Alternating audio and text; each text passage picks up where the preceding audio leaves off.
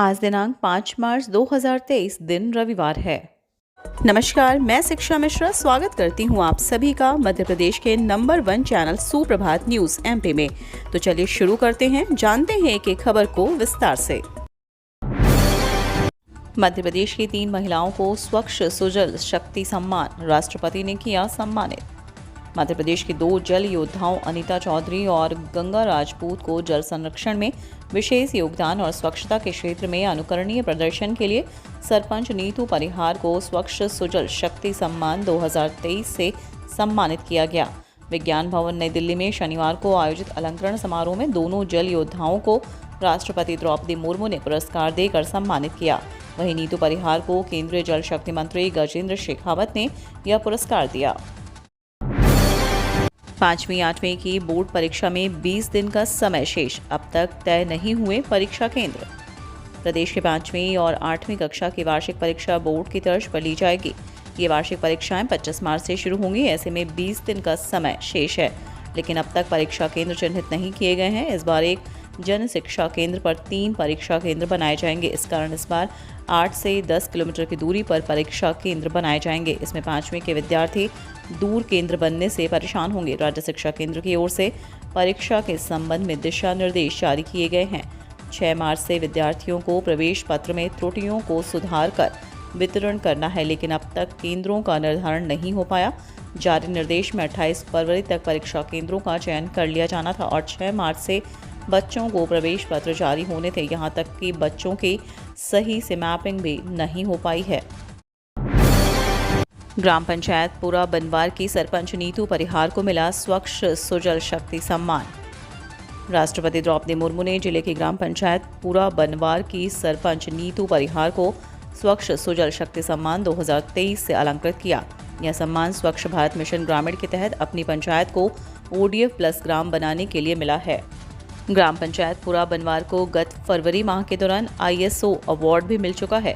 ग्राम पंचायत के सभी दस्तावेज का डिजिटाइजेशन हो चुका है, जिससे ग्रामीणों को तत्परता से योजनाओं का लाभ मिल रहा है। भिंड में अंग्रेजी की परीक्षा में शिक्षकों को 4 घंटे रखा नजरबंद। एमपी बोर्ड में 12वीं के अंग्रेजी विषय के पेपर में 11 शिक्षकों को 4 घंटे तक नजरबंद रखा गया। शिक्षकों को शहर के सर्किट हाउस में बिठाया गया था। इस दौरान मीडिया को शिक्षकों से दूर रखा गया। बता दें कि पिछले साल भी इसी तरह से शिक्षकों को नजरबंद किया गया था, जिसका शिक्षकों ने जमकर विरोध किया था। वहीं शनिवार को जिले भर में बनाए गए परीक्षा केंद्र पर कुल 885 विद्यार्थी अनुपस्थित रहे। वहीं गोरमी के नामनाथ DL कॉलेज में एक नकल प्रकरण दर्ज किया गया। पन्ना की तर्ज पर बाड़े में भी रखे जाएंगे टाइगर। योजना की सफलता जानने करना पड़ेगा 1 दशक तक का इंतजार। माधव राष्ट्रीय उद्यान में लगभग 27 साल बाद फिर से बाघ बसाए जा रहे हैं, जिन्हें 10 मार्च को बाड़े में छोड़ा जाएगा। बाघों को फिर से पार्क में स्थापित करना चुनौतीपूर्ण है। इसमें किसी तरह की चूक ना हो, इसलिए पार्क प्रबंधन द्वारा पन्ना मॉडल को अपनाया जा रहा है, क्योंकि पन्ना में बाघों को सफलतापूर्वक पुनर्स्थापित किया जा चुका है। यहाँ जब बाघों को पुनर्स्थापित किया गया तो मादा बाघ और नर बाघ को दूर दूर बने बाड़े में रख दिया। इसका परिणाम यह हुआ कि खुले में छोड़े जाने पर नर बाघ करीब 100 किलोमीटर दूर निकल गया और कई दिनों बाद मिला। मध्य प्रदेश में कई जिलों में वर्षा और ओलावृष्टि, फसलों को नुकसान की आशंका। प्रदेश में मौसम बिगड़ने से शनिवार को पश्चिमी मध्य प्रदेश के जिलों में कहीं कहीं गरज चमक के साथ वर्षा हुई। कई जिलों में ओले भी गिरे। भोपाल में सुबह नर्मदापुरम रोड पर हल्की बौछारें पड़ी। वहां शाम को करीब 45 किलोमीटर की रफ्तार से हवाएं चलीं। मंदसौर, शाजापुर, रतलाम और राजगढ़ जिले में कई स्थानों पर वर्षा हुई। खंडवा और शाजापुर में ओले भी गिरे। मौसम वैज्ञानिकों के अनुसार इस तरह की स्थिति 3-4 दिन तक बनी रह सकती है। इस दौरान कहीं कहीं ओले भी गिर सकते हैं। मौसम में इस बदलाव ने किसानों की परेशानी बढ़ा दी है। कृषि विशेषज्ञों के अनुसार इस बारिश के होने से फसलों को नुकसान पहुंचने की आशंका है। लाडली बहना योजना में जरूरी नहीं आय व मूल निवासी प्रमाण पत्र। मुख्यमंत्री की लाडली बहना योजना को लेकर अभी महिलाओं में खासी चर्चा है। योजना में शामिल होने के लिए आधार नंबर, बैंक खाते व समग्र ID से लिंक होना ही जरूरी है। इसके बाद भी सभी लोग इसका फायदा उठा रहे हैं। लोक सेवा केंद्रों पर समग्र ID के बारे में पूछताछ करने पहुंच रही महिलाओं के जबरन ही आय व मूल निवासी का प्रमाण पत्र बनाए जा रहे हैं और उनसे 100 से लेकर 110 रुपए लेकर रसीद भी नहीं दी जा रही है। इसके अलावा कुछ निजी बैंक के कर्मचारी महिलाओं को ज़रूरी बताकर जनधन योजना में शून्य बैलेंस के खाते भी खोल रहे हैं। चूँकि इस योजना में जिले में रहने वाली लाखों महिलाओं को लाभ मिलने वाला है, इसलिए सभी लोग अपना हित साध रहे हैं। जिला प्रशासन ने भी साफ कर दिया है कि लाडली बहना योजना में शामिल होने वाली महिलाओं के लिए मूल निवासी व आय का प्रमाण पत्र आवश्यक नहीं है। मऊगंज बना प्रदेश का 53वां जिला, मुख्यमंत्री शिवराज सिंह ने की घोषणा। मुख्यमंत्री शिवराज सिंह चौहान ने शनिवार को रीवा के मऊगंज को प्रदेश का 53वां जिला बनाने की घोषणा की। मऊगंज जिले में हनुमाना, नईगढ़ी, मऊगंज व देव तालाब तहसील होंगी। मऊगंज जिले में मऊगंज व देव तालाब विधानसभा सीटें होंगी। 15 अगस्त से प्रक्रिया शुरू हो गई। अब सतना जिला रीवा संभाग का सबसे बड़ा जिला हुआ। विधानसभा अध्यक्ष गिरीश गौतम, राजेंद्र शुक्ला के साथ मुख्यमंत्री शिवराज सिंह चौहान का स्थानीय विधायक प्रदीप पटेल ने स्वागत किया। कार्यक्रम स्थल में मंच पर मुख्यमंत्री ने कन्या पूजन किया। शिवराज बोले, पेगासस फोन में नहीं, राहुल के दिमाग में। कमलनाथ ने किया पलटवार। कांग्रेस के पूर्व अध्यक्ष राहुल गांधी द्वारा लंदन की कैम्ब्रिज यूनिवर्सिटी में कही गई बातों को लेकर देश प्रदेश में सियासत गरमा रही है। मुख्यमंत्री शिवराज सिंह चौहान भी इस मुद्दे पर राहुल गांधी और कांग्रेस पर करारा हमला बोला है। शनिवार सुबह राजधानी के स्मार्ट सिटी पार्क में पौधारोपण के बाद मीडिया कर्मियों से चर्चा करते हुए सीएम शिवराज ने कहा कि पेगासस फोन में नहीं, कांग्रेस के डीएनए में है। पेगासस राहुल गांधी के दिमाग में है। मुझे उनकी बुद्धि पर तरस आता है। कांग्रेस का नया एजेंडा है कि विदेशी धरती पर भारत को बदनाम करो। विदेशी धरती पर देश की आलोचना करना देश विरोधी कदम है। कांग्रेस और राहुल गांधी को देश और देश की जनता कभी माफ नहीं करेगी। राहुल गांधी ने कैम्ब्रिज में की चीन की तारीफ। पुलवामा पर उठाए सवाल, नरोत्तम मिश्रा ने किया पलटवार। कांग्रेस सांसद राहुल गांधी ने कैम्ब्रिज में न सिर्फ चीन की तारीफ की, बल्कि पुलवामा अटैक में जान गंवाने वाले शहीदों पर भी सवाल उठाए। मध्य प्रदेश के गृह मंत्री एवं सरकार के प्रवक्ता डॉक्टर नरोत्तम मिश्रा ने इस पर पलटवार किया है। उन्होंने कहा कि महान भारत को बदनाम करने का कोई भी मौका राहुल गांधी जी नहीं छोड़ते हैं, इसलिए प्रत्येक देशभक्त राहुल गांधी और कांग्रेस के खिलाफ रहता है।